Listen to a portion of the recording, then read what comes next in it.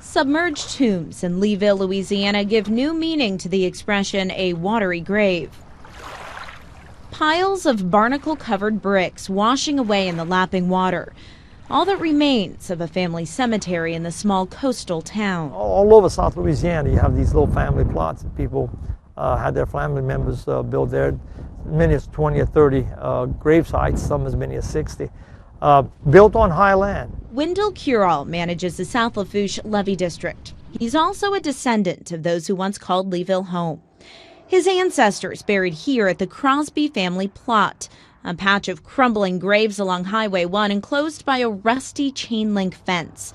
Little protection against the environmental threats that inch closer every year. The graveyard was in the shade of oak trees, and now you don't see an oak in sight.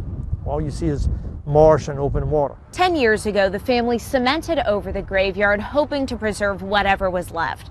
But as you can see from the broken tombstones and grave markers, it offered little protection against the rising waters. Over the past century, the town has subsided roughly 3 feet and lost another from rising sea levels.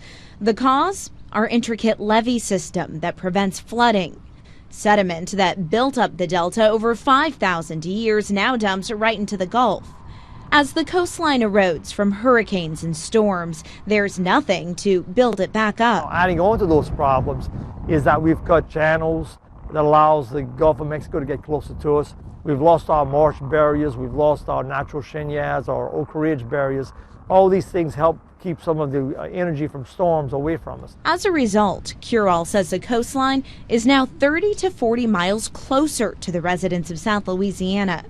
Families like his own are forced to move further inland with each generation. And it's like most deltas throughout the world. You always have great risk and great opportunity.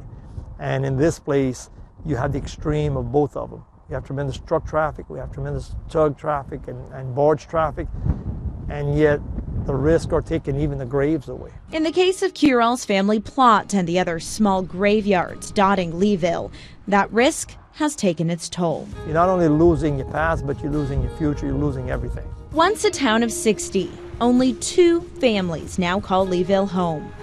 Eventually, they too will move to higher ground as they watch the memories of their ancestors sinking before their very eyes.